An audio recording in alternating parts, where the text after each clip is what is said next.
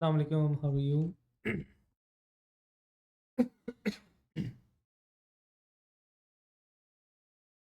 चलिए जी।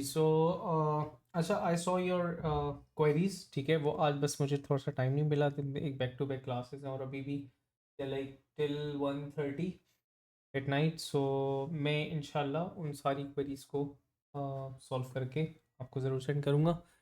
Most probably कल, नहीं तो परसों इंशाल्लाह मुझे टाइम मिल जाएगा।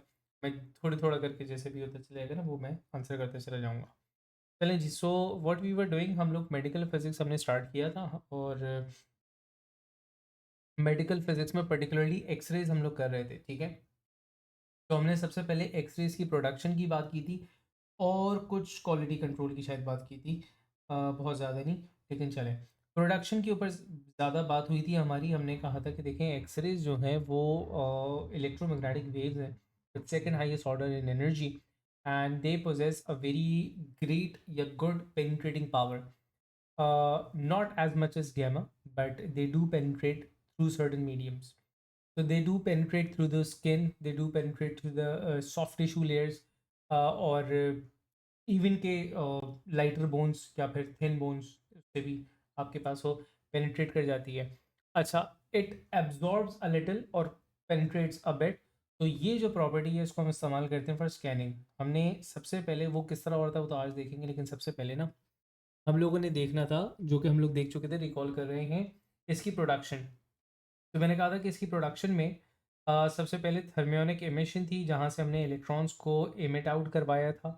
अच्छा, मेजर चीज़ ये थी कि आपके पास जो एक्सरेज हैं वो बहुत ही हाई एनर्जेटिक इलेक्ट्रॉन्स की सडन डिसेलरेशन की वजह से आपके पास जो फोटोन एमिट आउट होता है वो एक्सरे रीजन के अंदर आ रहा होता है। तो ये काम हमने किस तरह करवाया था कि एक फास्ट मूविंग इलेक्ट्रॉन, पहले तो उसको फास्ट मूव करवाया, उसके बाद फिर उसको सडन डिसेलरेट करवाया। वो कैसे, वो यहाँ पे देखते हैं।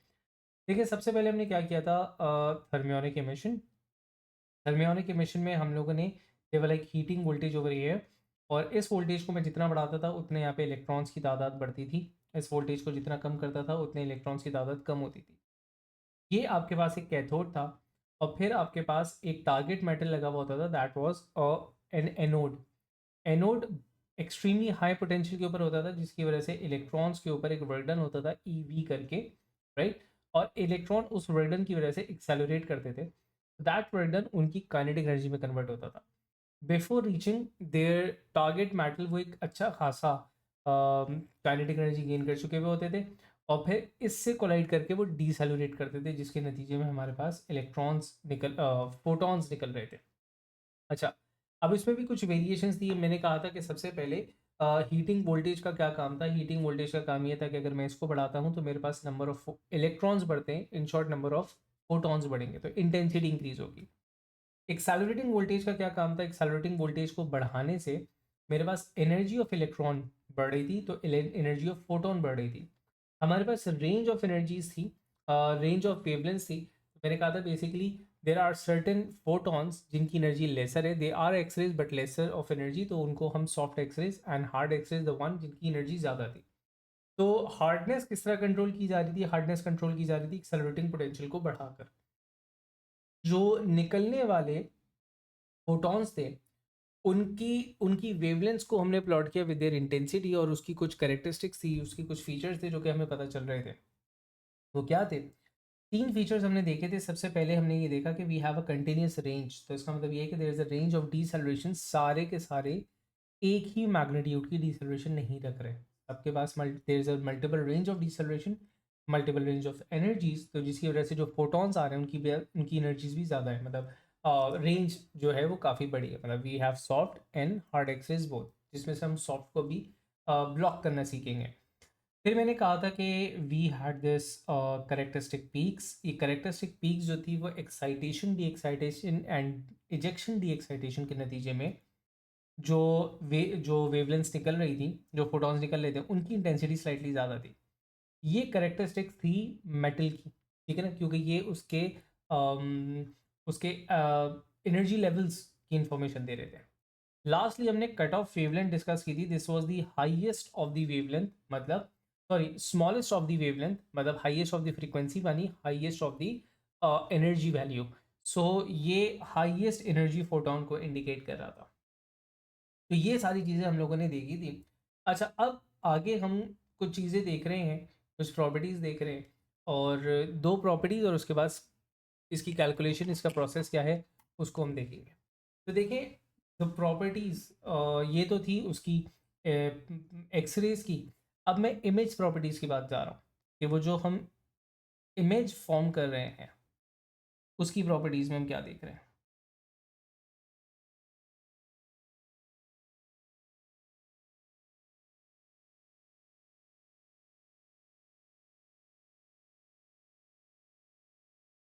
देखिए, इमेज प्रॉपर्टीज़ में हमारे पास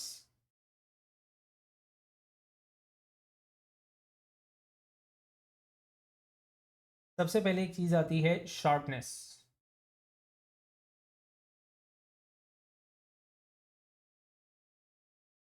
शार्पनेस क्या है?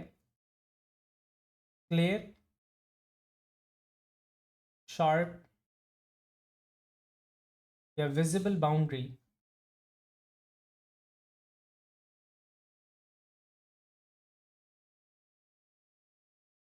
Between two reason.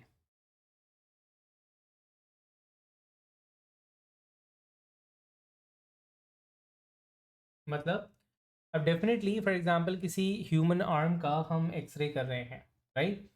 अब ह्यूमन आर्म का अगर मैं एक्सरे कर रहा हूं तो उसमें कुछ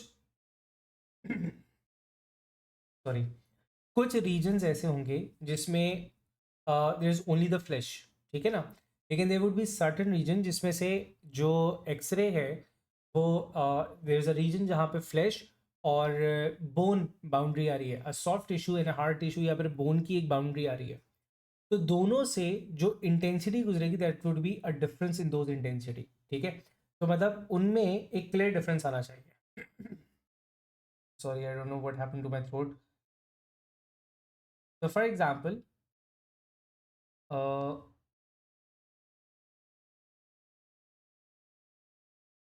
ये एक इमेज लेट से कंसिडर करें कि मेरे पास ये एक एक्सरे फॉर्म हुआ, ठीक है ना?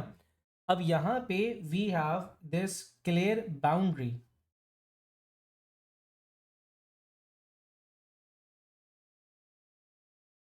दिस क्लियर एज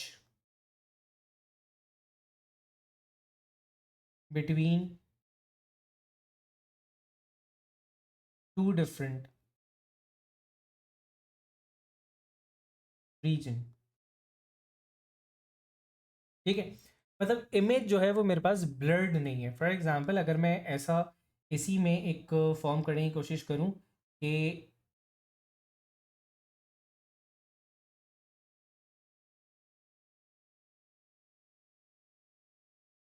ऐसा अगर मैं कुछ बना दूं,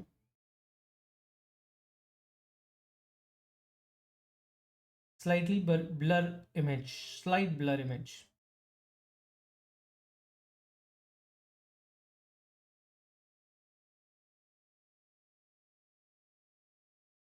ठीक है? तो ये जो बिल्कुल अभी मैंने बनाया इसको मैंने कहा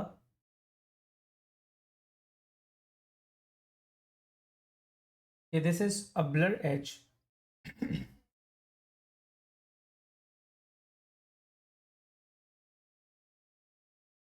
showing weak sharpness। अच्छा, अगर शार्पनेस नहीं होगी तो एजेस नहीं पता चल रहे, एजेस नहीं पता चल रहे, तो वो जो माइन्यूट क्रैक्स जो मैं देखना चाह रहा हूँ मैं वो नहीं कर पाऊंगा। मतलब वो जो बिल्कुल माइनर क्रैक्स होते हैं जिसे एयरलाइन फ्रैक्चर्स कह रहे होते हैं आप, मैं वो नहीं कर पा रहा हूँ। तो मैं जो चाहता हूँ वो ये कि जो दो बाउंड्रीज आ रही हैं, जो दो डिविजन आ रहे हैं, कि भाई यहाँ पर सॉफ्ट टिश्यू खत्म हुआ और यहाँ से बोन शुरू हुआ, उसके दरमियान एक क्लियर बाउंड्री हो, उसे हम शार्पनेस कह रहे हैं। अब हाउ टू अचीव शार्पनेस, हम शॉर्टनेस को अचीव किस तरह कर रहे हैं?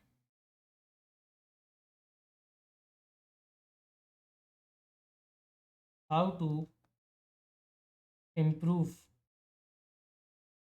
शॉर्टनेस। तो देखें, सबसे पहले हम तीन पॉइंट्स डिस्कस करेंगे। पहला पॉइंट कि reduce the size of anode. Anode का साइज जो है वो हम रिड्यूस कर दें। एनोड का साइज रिड्यूस करने से क्या होगा, देखें फॉर एग्जांपल अगर मेरे पास एनोड क्या था, द रॉड जिससे मैं इलेक्ट्रॉन्स एमिट आउट करवा रहा था। तो फॉर एग्जांपल लेट्स से कि ये मेरे पास एक एनोड था, ठीक है, और इसका साइज रिलेटिवली ज़्यादा हमने रखा हुआ है लेट्स से, ठीक है। तो यहाँ से वो पूरा इट इज़ कनेक्टेड,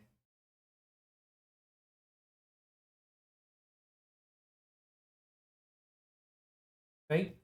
अच्छा, ये वो एनोड है जहाँ से आपके पास फोटॉन्स एमिट आउट हो रहे हैं, राइट।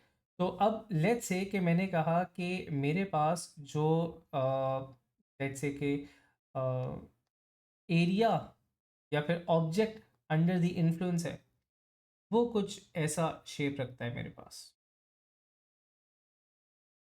ठीक है। ये कुछ उसका शेप है लेट्स से। तो अब अगर मेरे पास एनोड इज रिलेटिवली लार्जर, तो आपके पास क्या होगा, जो फोटॉन्स आ रहे होंगे वो ऐसे भी जा रहे हैं, ठीक है। जो फोटॉन्स हैं वो आपके पास ऐसे भी जा रहे हैं। सिमिलरली फोटॉन्स इस तरह भी जा रहे होंगे, मतलब फ्रॉम दिस एज, और फोटॉन्स आपके पास यहाँ से भी जा रहे हैं। अच्छा, अब आपके पास जो इमेज फॉर्म हो रही है, उस इमेज फॉर्म के अंदर ये जो आपके पास रीजन है, जो बिल्कुल सेंटर वाला रीजन है, this is the actual shadow जो कास्ट हो रहा होगा, जिसको मैं देख रहा हूँ, जिसको मैं रीड कर रहा हूँ। ये जो होगा, these are the partial shadows. ये आपके पास पार्शियल शेडोज होंगे।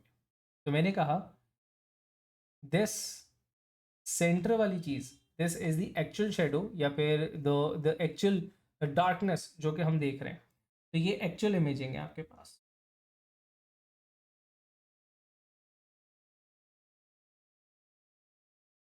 ठीक है। ये पार्शियल शेडो है।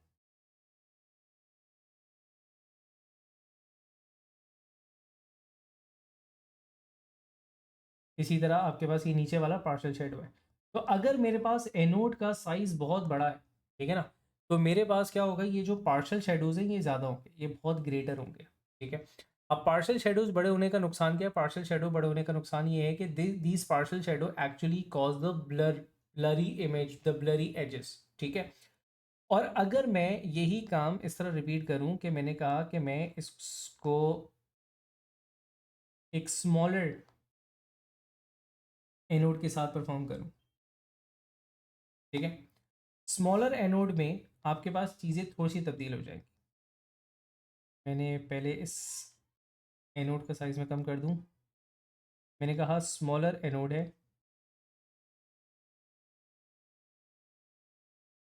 राइट। तो अब आपके पास जो पार्शियल शेडोज होंगे वो रिड्यूस हो जाएंगे, तो उससे ब्लर जो इमेज क्रिएट हो रही थी वो अब नहीं होगी, राइट। तो अब देखें पार्शियल शेडोज कैसे कम हो रहे हैं। आई होप कि वो पिक्चर बन पाए मेरे पास यहाँ पे। मैंने कहा एक इमेज ये फॉर्म हो रही थी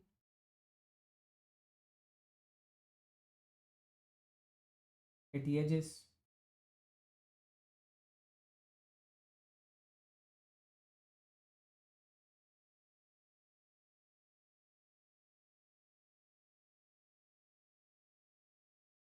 ठीक है। अच्छा, अब बहुत ध्यान से देखना है कि हमारे पास जो एक्चुअल शेडो बन रहा था, इट इज़ ऑलमोस्ट दो सिमिलर, ठीक है, क्योंकि मैंने थोड़ा सा इसको एक्सटेंड कर दिया यहाँ तक था। तो एक्चुअल शेडो जो मेरे पास बन रहा था, इट इज़ ऑलमोस्ट सिमिलर।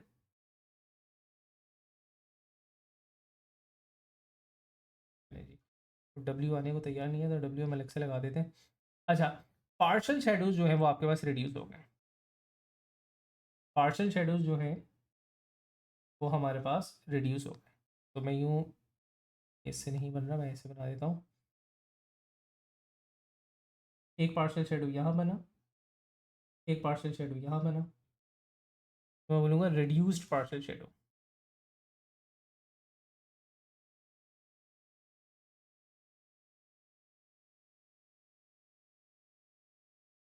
तो ये पार्शियल शेडो जितना कम होगा, एजेस उतने आपके पास क्लियर होते चले जाएंगे। तो इंक्रीज्ड साइज या large size of the anode create partial shadows create the blurry image, ठीक है ना। और आपके पास छोटा एनोड साइज जो होगा वो क्या करेगा, वो शार्पनेस को इंक्रीज करेगा, हाउ, पार्शियल शेडोज रिड्यूस करके। तो इस पॉइंट को हम लिख लेते हैं, थोड़ा सा एक्सप्लेन कर लेते हैं। मैंने कहा a large anode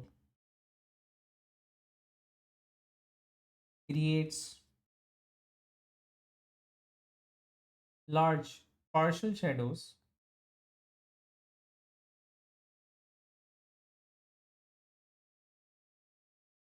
at the boundary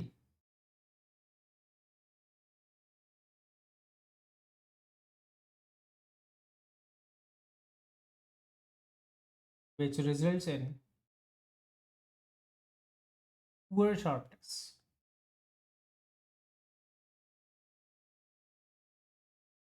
By reducing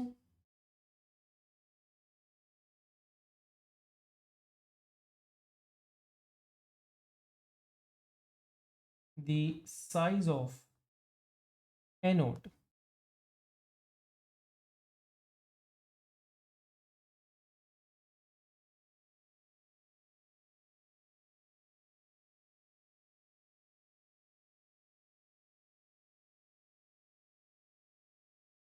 partial shadows reduces,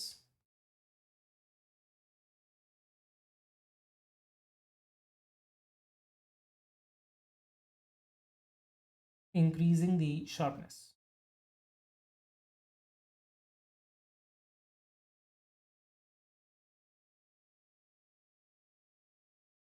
ठीक है, ये था पहला रीजन, ये भी एक रीजन है।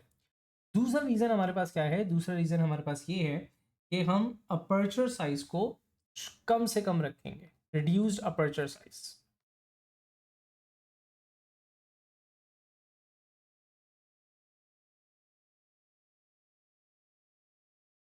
Small aperture size.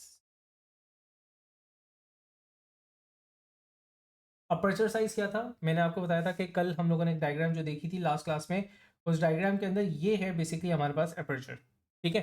इस अपर्चर को हम जितना स्मॉलर रखेंगे उतना हमारे पास कॉलीमेशन बेहतर होगी, जितनी कॉलीमेशन बेहतर होगी उतनी ज़्यादा आपके पास क्या कहते हैं, शार्पनेस इंक्रीज हो रही होगी, ठीक है। तो यहाँ पर एक चीज़ मैं लिख देता हूँ, स्मॉल अपर्चर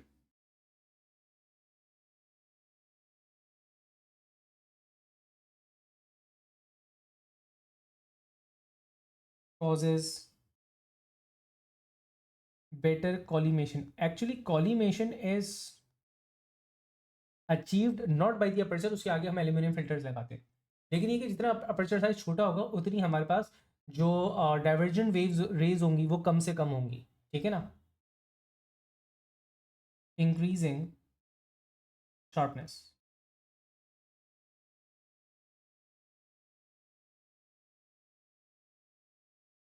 ठीक है, third one is placing filters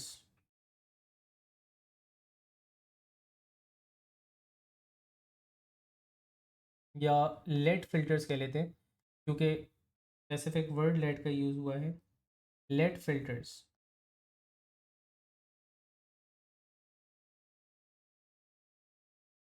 before the screen.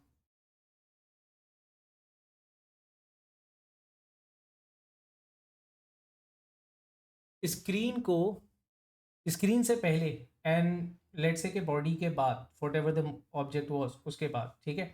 अब किस तरह कि फॉर एग्जांपल मैं इसी सैंपल को लेकर के चलता हूँ, let's say this was a sample जिसकी हम एक्सरे कर रहे थे, ठीक है। अब होता क्या है कि फॉर एग्जांपल कॉलीमेटेड बीम्स ही आ रही थी मेरे पास, बीम्स वर कॉलीमेटेड, ठीक है। लेकिन आफ्टर पासिंग दी,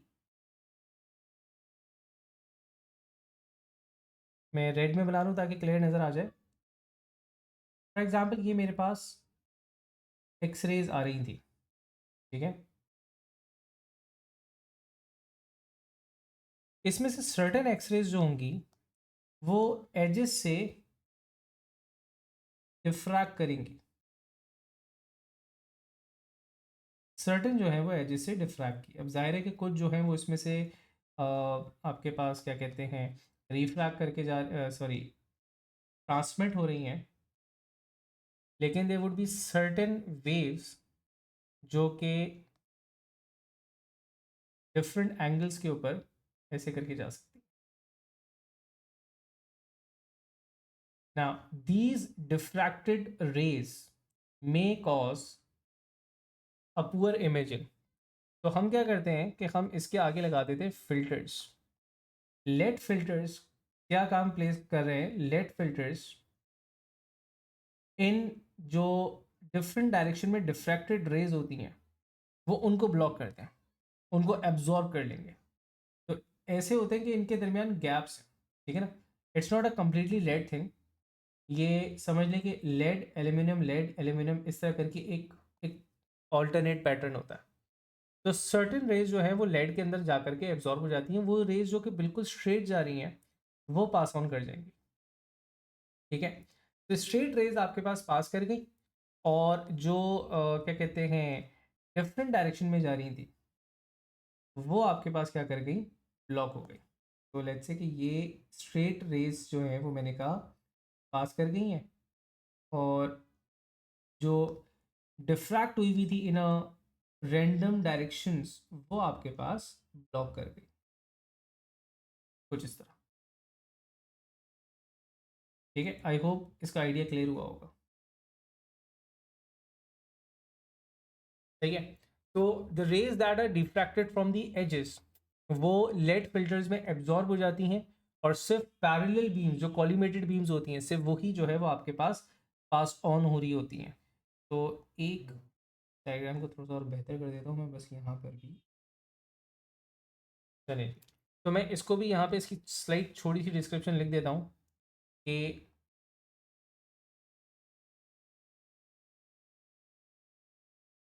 एक्चुअली रेज में बार बार बोल रहा हूँ ये एक्चुअली फोटॉन्स है, ठीक है। Certain photons of X ray are diffracted from the edges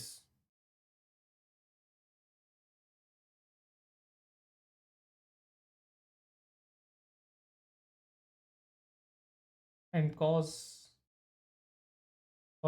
poor sharpness,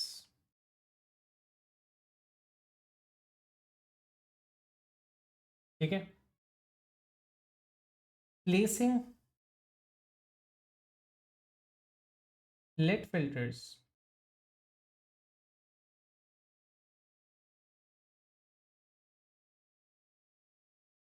absorb the diffracted photons या diffracted x-rays, ठीक है, और only parallel ones passes through, तो वो उससे भी हमारे पास शार्पनेस जो है वो इंक्रीज हो जाती है, ठीक है। तो शार्पनेस क्या थी? शार्पनेस हमारे पास ये है कि क्लियर बाउंड्री हो। क्लियर बाउंड्री अचीव किस तरह कर रहे हैं? क्लियर बाउंड्री अचीव करने के हमारे पास मैंने कहा 2 से 3 तरीके थे। पहला तरीका ये था कि भाई हमने जो उसका साइज़ था, एनोड का साइज़ उसको हमने रिड्यूस कर दिया, ठीक है। दूसरा अपर्चर साइज़ को हमने छोटा कर दिया। तीसरा ये है कि हम लोगों ने लेड फिल्टर्स लगा दिए। So these are basically the lead filters,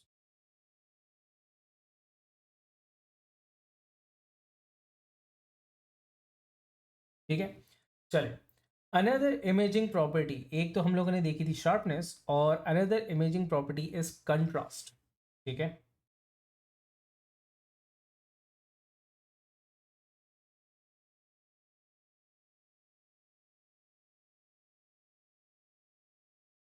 contrast क्या है? Contrast is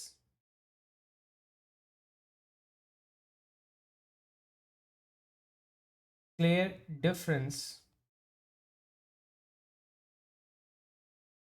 in the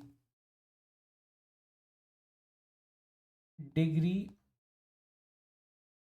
of darkening,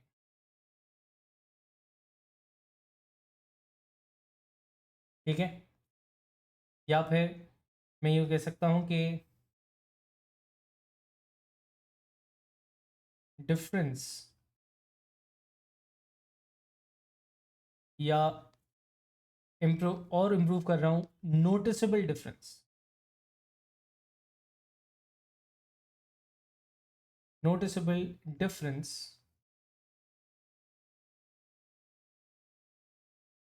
between dark and light region.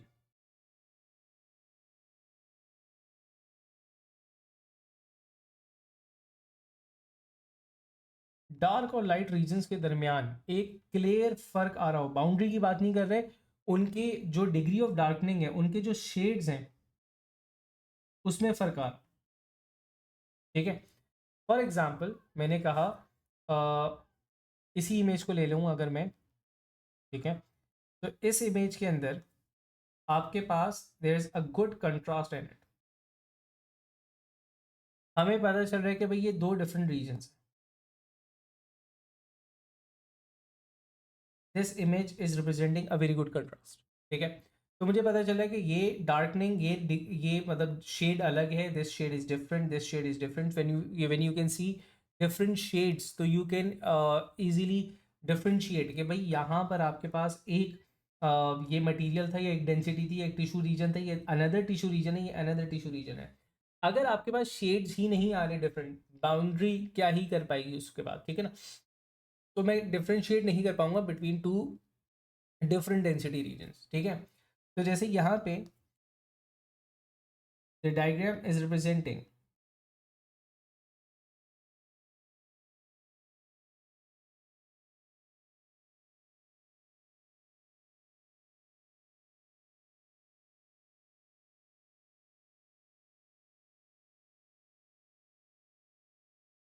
different shades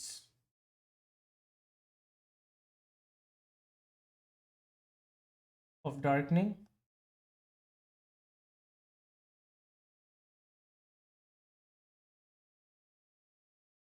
hence the image has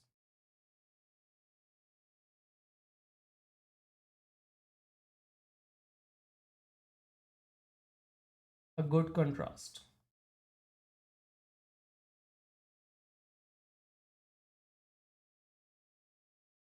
ठीक है जी। अच्छा जी, चलें अब, how to achieve a good क्या कहते हैं शार्पनेस, अच्छी शार्पनेस हम किस तरह अचीव कर रहे हैं, शार्पनेस अचीव करने के ही सिंपल मेथड्स हैं हमारे पास,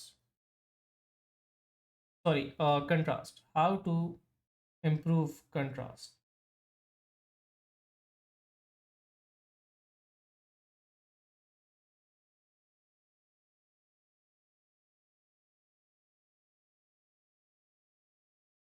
देखिए कंट्रास्ट इंक्रीज होगा आपके पास सबसे पहले कि एक्सपोजर टाइम ज़्यादा हो, ठीक है ना, मतलब बहुत ज़्यादा नहीं लेकिन बहुत कम भी नहीं, ठीक है, सो दैट के रेस को पेनिट्रेट होने का प्रॉपर टाइम मिले, ठीक है ना। तो हमने गुड एक्सपोजर टाइम रखना है,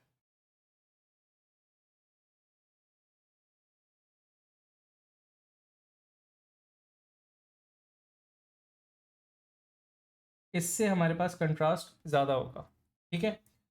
दूसरी चीज़ ये है कि हमने सॉफ्ट एक्सरेज को ब्लॉक करना है, सॉफ्ट एक्सरेज जो हैं वो जाएंगी बॉडी में लेकिन वो ट्रांजिट नहीं हो रही हैं आपके पास, वो ऑन दी अदर साइड पे नहीं मिल रही हैं, तो जिसकी वजह से कंट्रास्ट आपके पास खराब होने वाला है।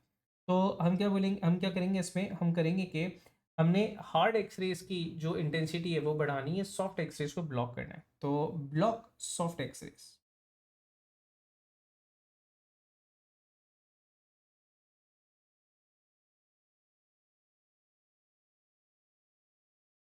ठीक है। सो ये दो तरीके हैं जिससे हम जो हैं अपने कंट्रास्ट को इम्प्रूव कर सकते हैं, जिससे हम डिफरेंट शेड्स को क्रिएट कर सकते हैं, ठीक है।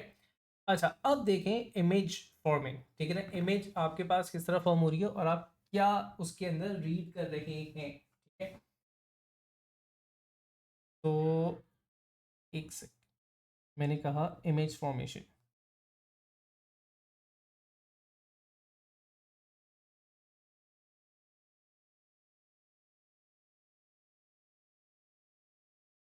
तो देखिए इमेज जो फॉर्म हो रही है बेसिकली जो आपके पास डायग्नोसिस हो रहा है वो उस उन एक्सरे से हो रहा है जो कि बॉडी से पेनिट्रेट करके on the other side transmit हो चुकी हुई है। ठीक है, अब एक्सरे जो है वो जितनी जिस इंटेंसिटी के साथ बॉडी पर आई थी उसी इंटेंसिटी के साथ बॉडी को क्रॉस करके नहीं जाएंगी। हमारी जो बॉडी है वो एक्सरेज को एब्जॉर्ब करेगी। एक्सरे जो है वो अब not 100% but a certain fraction different mediums के अंदर एब्जॉर्ब होगा। अब ये मीडियम के अंदर जो एब्जॉर्प्शन है कि कितना एब्जॉर्ब हो रहा है ये डिपेंड करता है मीडियम की टाइप के ऊपर। ठीक है, मीडियम की एक प्रॉपर्टी है जिसे हम एब्जॉर्प्शन या एटेन्युएशन कहते हैं, दैट कि वो एक्सरे को कितना ज़्यादा एब्जॉर्ब कर रहा है या उसकी इंटेंसिटी के अंदर कितना डिक्रीज लेकर के आ रहा है। सॉफ्ट टिश्यूज जो होंगे, सॉफ्ट टिश्यूज में से आपके पास एक्सरेज ज़्यादा परसेंटेज ऑफ एक्सरेज जो है वो ट्रांसमिट कर जाएगी on the other side, lesser fraction would be absorb. लेकिन अगर मैं बोन्स की बात करूंगा रिलेटिवली, तो बोन्स में से अ वेरी स्मॉल परसेंटेज जो है या ना होने के बराबर या बिल्कुल भी नहीं, ठीक है ना, डिपेंडिंग अपॉन कि मैं किधर बोन्स की बात कर रहा हूँ। For example if it's a lighter bone, ठीक है ना, तब तो ठीक है। लेकिन सब एक प्रॉपर बोन बोन थिंग वाली चीज़ है आपके पास, ठीक है, थिक बोन है आपके पास, उसका डायमीटर ज़्यादा है, तो वहाँ पे एब्जॉर्ब ज़्यादा हो रही होगी और ट्रांसमिट बहुत कम हो रही होगी। ठीक है, तो ऑन दी अदर साइड वहाँ पे जो उसकी इंटेंसिटी रीच कर रही होगी वो बिल्कुल कम कर रही होगी। अब ये जो ट्रांसमिटेड एक्सरेज होती हैं इनको हम एक्सरे फिल्म्स के ऊपर, ठीक है, शाइन करवाते हैं। अब डिफरेंट इंटेंसिटी जब उस फिल्म के ऊपर पड़ती है तो उसके इस फिल्म के ऊपर बर्निंग जारी होती है, वो फिल्म जगह जगह से बर्न करेगी आपके पास। अब डेफिनेटली जहाँ पर जिस पार्ट के ऊपर आपके पास ज़्यादा इंटेंसिटी पहुंची है वहाँ से बर्निंग ज़्यादा होगी, that area would be darker. जहाँ पर इंटेंसिटी कम पहुंची है तो वहाँ पे बर्निंग लेस हो रही होगी, तो that area would be less dark और वाइट और ग्रे, लाइट ग्रे। तो डिफरेंट रेंजेस, डिफरेंट जो शेड्स आते हैं वो इस तरह आ रहे होते हैं आपके पास। तो फॉर एग्जाम्पल अगर एक ह्यूमन हैंड है और समथिंग है, तो जहां जहां बोन है उस तरफ मैं एक्सपेक्ट कर रहा हूँ कि मेरे पास बिल्कुल ही लेसर अमाउंट ऑफ क्या कहते हैं एक्सरे ट्रांसलेट की थी, वहां पे वाइटिश या बहुत वाइट ग्रेइश जो है ना वो आपके पास एक पैटर्न बना हुआ होगा। अच्छा, सॉफ्ट टिश्यूज जहाँ पर होंगे वहां पे ग्रेटर ट्रांसमिट हुई थी, तो वहां पर आपके पास डार्कर एरिया आ रहा होगा। तो अब जो आपके पास इमेज फॉर्म हो रही है उसके बारे में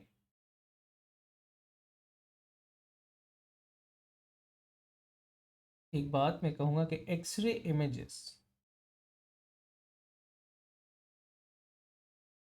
are formed on X ray films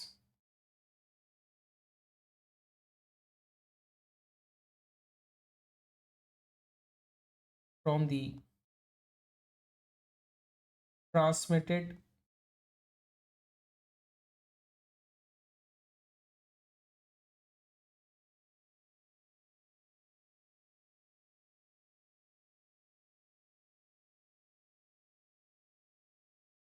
transmitted rays. ठीक है,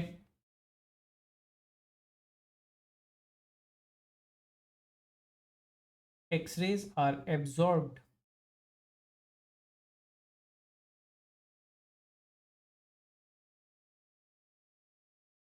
in different medium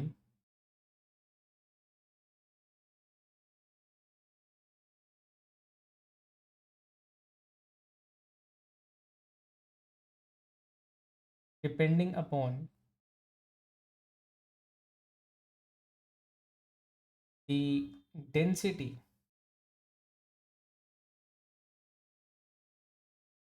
of medium। ठीक है, अच्छा, अब इंटेंसिटी जो कि एब्जॉर्ब हो रही है या जो कि ट्रांसमिट हो रही है, तो ट्रांसमिटेड इंटेंसिटी का हम एक मैथमेटिक्स देख रहे हैं।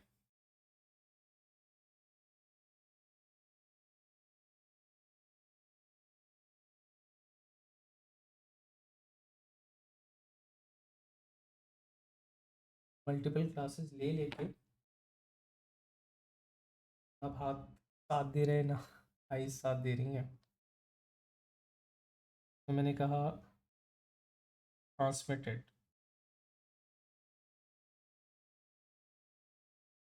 इंटेंसिटी।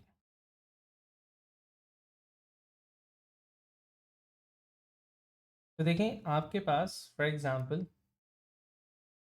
लेट्स से कि दिस इज अ मीडियम।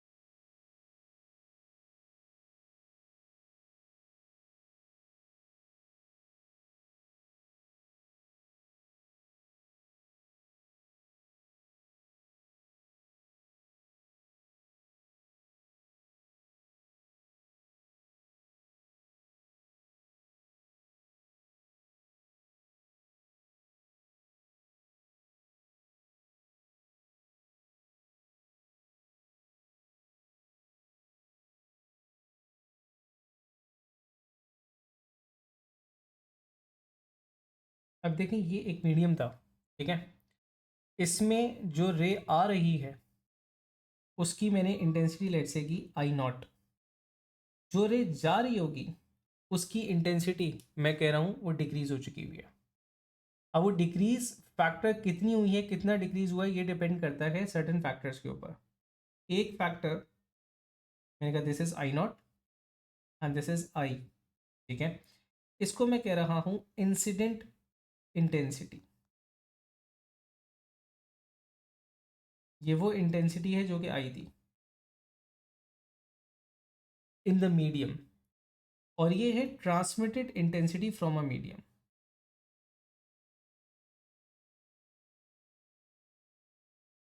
ठीक है।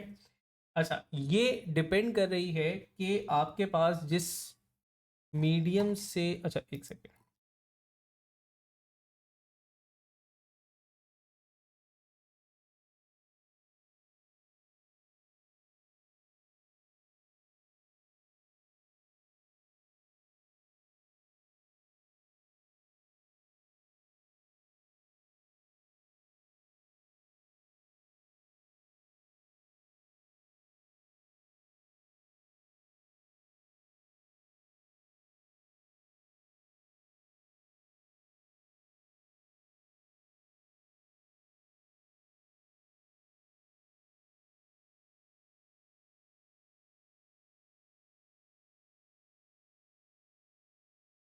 चलिए जी, सॉरी। तो ये जिस मीडियम से गुजर रही है उसका अटेन्यूएशन कोफिशिएंट क्या है, ठीक है।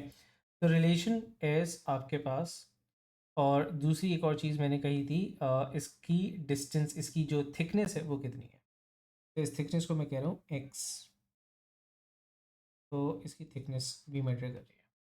तो मैंने कहा ये जो रिलेशन है, क्योंकि वो एक्सपोनेंशियली डिक्रीज करेगी आपके पास, तो ये I is to I naught exponent minus mu x, this is the relation, ठीक है।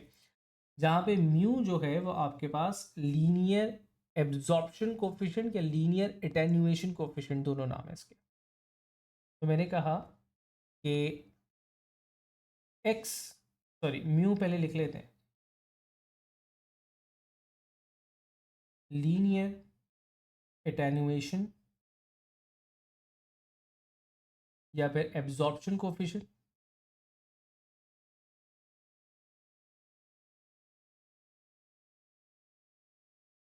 ये डेंसिटी पे डिपेंड करेगा, और एक्स जो है वो आपके पास थिकनेस है। जितना ज़्यादा डेंसर मीडियम है उतनी ज़्यादा आपके पास एटेन्यूएशन कोफिशिएंट है, और एटेन्यूएशन कोफिशिएंट जितना ज़्यादा होगा उतनी ज़्यादा एब्जॉर्ब हो रही है, ठीक है। तो मैंने कहा मोर म्यू मतलब मोर एब्जॉर्प्शन, ज़्यादा एब्जॉर्ब हो रहा होगा। तो आपके पास बोन का जो एटेन्यूएशन कोफिशिएंट होता है वो किसी भी सॉफ्ट टिश्यू से ज़्यादा ही होगा। तो यहाँ पे मैं एग्जांपल लिख देता हूँ कि mu of bones is much greater than mu of soft tissues.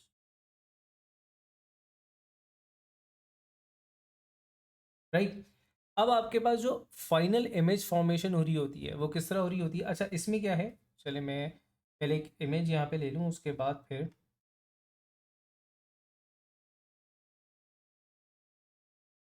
Just for understanding ये इमेज मैं यहाँ पे लेकर के आ रहा हूँ। अब फॉर एग्जांपल मैंने कहा यहाँ से जो आपके पास रेज आ रही थी वो कुछ यूँ थी, ठीक है? अब जो मेरे पास इमेज से गुजरने के बाद रेज आ रही हैं, उनका रेशो कुछ ऐसे है, यहाँ से 10% है, यहाँ से 35%, 70%, 100%। तो 100% का मतलब ये है कि यहाँ पे कंप्लीट एक डार्कनेस होगी, आपके पास ब्लैक लाइन होगी, ठीक है ना? जहाँ पर आपके पास 70 या 35 है, तो वहाँ पे लेस डार्क या लेसर डार्क होगा। और जहाँ पे 10% है, ये बोन को रिप्रेजेंट कर रहे हैं, यहाँ पे थोड़ा सा वाइटेस्ट सी इमेज आ रही है। तो अब आपके पास डिफरेंट शेड्स आ जाएंगे ऑफ द इमेज। अगर मैं कहूँ कि मेरे पास ये जो रेशो है, हम ये रेशो इस तरह रीड करते हैं कि ये जो मैंने परसेंटेज निकाली है वो किस तरह निकाली है, कि हम रेशो ऑफ ट्रांसमिशन देखते हैं।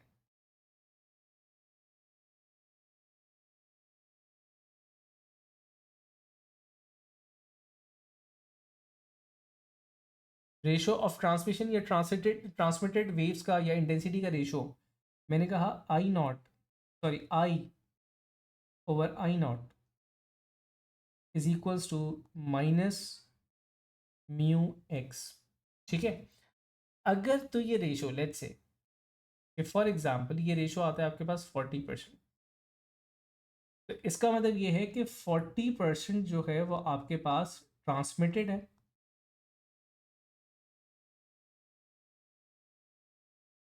और 60% एब्जॉर्ब हो चुकी है। 60% इज एब्जॉर्ब्ड, 40% ट्रांसमिटेड है। अब यहाँ पर आपके पास अगर आप ये देखें कि ये जो आई नॉट है जिसपे मैं बात कर रहा था, ये मीडियम की मैंने बात की थी। आई जो है वो मीडियम से निकल रहा है। अब ये सेंटर वाली अगर अब मैं लाइन देखूं, तो यहाँ पे ये मल्टीपल मीडियम से गुजर रहा है, 1 2 3 4 5। तो 5 डिफरेंट रीजन से ये गुजरा, जिसमें से दो दो चले सिमिलर रीजन है, 3 डिफरेंट रीजन में कह लूँ।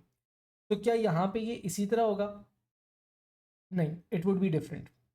तो वो डिफरेंस क्या होगा, ज़रा वो यहाँ पे चेक करें मेरे साथ।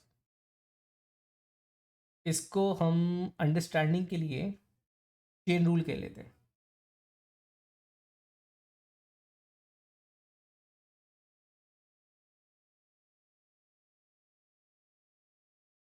अब सिचुएशन कुछ ऐसी कि मैंने कहा फॉर एग्जांपल हमारे पास रीजन्स, हम डिफरेंट रीजन्स बना रहे हैं।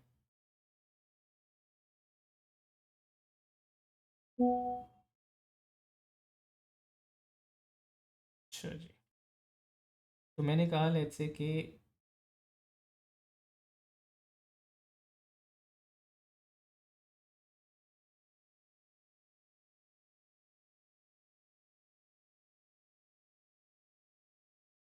एक ये मैंने रीजन करार दिया और एक जो है वो मैं इसी के अंदर क्रिएट कर रहा हूँ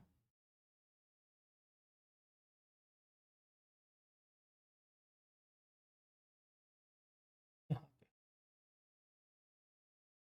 ठीक है? अब डेफिनेटली हमारे पास जो म्यू की वैल्यू है ना वो दो तीनों के लिए अलग है। अच्छा, ये आखिरी वाला मैं थोड़ा सा और इसको हाईलाइट करना चाह रहा हूँ, तो इस डार्कनेस थोड़ी और बढ़ा दें,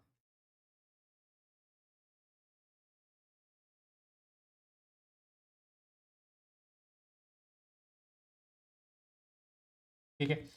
तो लेट्स से कि ये जो कोने वाले दो रीजन थे ये सिमिलर थे, ठीक है? इनके डिस्टेंसेस अलग थे। इनके डिस्टेंसेस मैं कह देता हूँ कि ये यहाँ से लेके यहाँ तक डिस्टेंस एक्स, ये वाई, इसको मैं जी कह देता हूँ, ठीक है? म्यू की वैल्यू मैंने कहा लेट्स से कि this was mu 1, mu 2 and again mu 1 कह दूँ, सेम मटेरियल था। अब बहुत ध्यान से देखिएगा, यहाँ से जो वेव एंटर हो रही है at the first position I not थी, ये जो वेव आई थी दिस वाज आई नॉट। जो यहाँ से वेव जाएगी दैट वुड बी डिफरेंट, फिर यहाँ से वेव फर्दर अटेन्यूएट करेगी और फाइनली जो आपके पास बाहर आ रही होगी वो टोटली डिफरेंट वेव होगी। या मैं ऐसे वेव बना देता हूँ जो कि यहाँ से ट्रांसलेट कर रही है। ठीक है, तो यूं कहें कि हमारे पास लेट्स से कि if the incident intensity was initial incident intensity was I nought, तो ये जो आई नॉट है इंसिडेंट, ये पहले लेयर के लिए, यहाँ तक आते आते ये थोड़ी सी अटेन्यूएट कर गई थी, मैंने कहा आई वन हो चुकी थी। अब आपके पास ये जो सेकंड रीजन है उसका जो इंसिडेंट है वो आई नॉट नहीं है, वो आई वन है। तो यहाँ से जो ट्रांजिट कर रही है वो फर्दर डिक्रीज होकर के हो गई आई टू। अब ये जो थर्ड रीजन है आपके पास, इसके लिए incident is not I one या आई नॉट, इट्स आई टू। और फिर यहाँ से लेट्स से कि फाइनल ट्रांसमिटेड वेव जा रही है, ठीक है। और मैंने इनके रीजन मैंने लिखा था एक्स वाई एंड जी। अब अगर मैं निकालूं कि फाइनल ट्रांसमिटेड रेशो अगर मुझे निकालना है, अगर मुझे फाइनल रेशो निकालना है कि ट्रांसमिटेड ओवर द इंसिडेंट, तो देखें उसके लिए मेरे पास कोई एक फॉर्मूला नहीं हो सकता, क्योंकि मल्टीपल रीजन्स आ रहे हैं, मल्टीपल लेवल की अटेन्यूएशन हो रही है आपके पास। तो यहाँ पे चेन रूल किस तरह लगेगा, सबसे पहले रिवर्स डायरेक्शन में जाए तो ज़्यादा आसान है, ठीक है। मैंने कहा I T over I two का रेशो, ये इस मीडियम की देखी मैंने एटेन्यूएशन, उसके बाद I two over I one, फिर multiply by I one over I nought. तो बेसिकली मैं ये देख रहा हूँ कि यहाँ पे कितना रेशो डिक्रीज हुआ, यहाँ पे कितना रेशो डिक्रीज हुआ, यहाँ पे कितना रेशो डिक्रीज हुआ, और फाइनल फिर जाकर के आपको इस ट्रांसमिटेड का और इनिशियल का रेशो मिलेगा।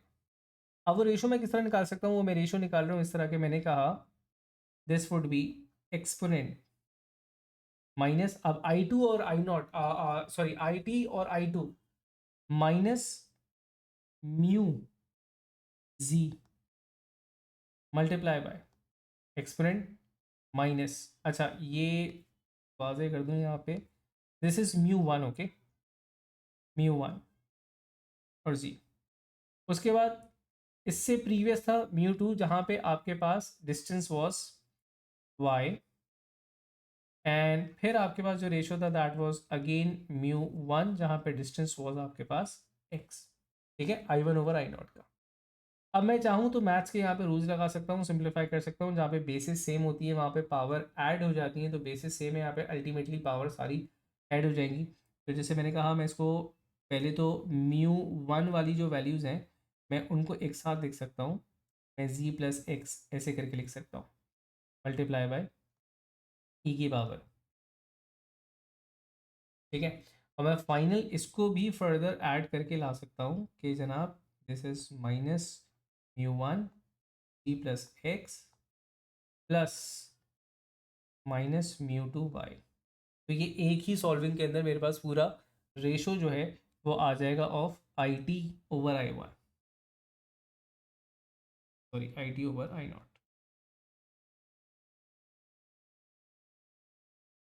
तो मैथमेटिक्स थोड़ी सी कॉम्प्लिकेटेड लग रही होगी, लेकिन ये है कि समझ में आ जाने वाली चीज़, ठीक है। चले, तो आई होप यहाँ तक की तमाम चीज़ें क्लियर हुई होंगी। Is everything till now clear? अच्छा, अब इसके क्वेश्चंस हमने करने हैं, लेकिन इसके क्वेश्चन हम करेंगे इन दी नेक्स्ट क्लास, ताकि हम एक फ्लो के अंदर बड़े सारे क्वेश्चंस जो हैं वो उसके सॉल्व करेंगे।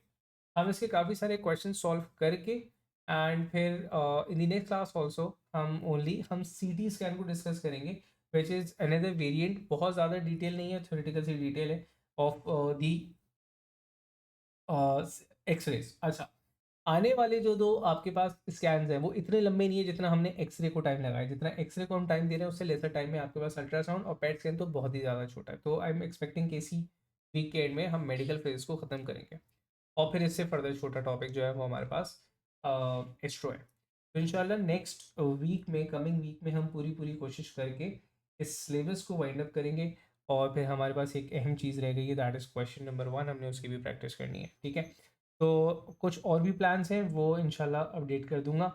Meet you in the next class, ठीक है। इसको रिव्यू ज़रूर कर लीजिएगा एक एक चीज़ को बिफोर द क्वेश्चंस, ठीक है। अल्लाह हाफ़िज़।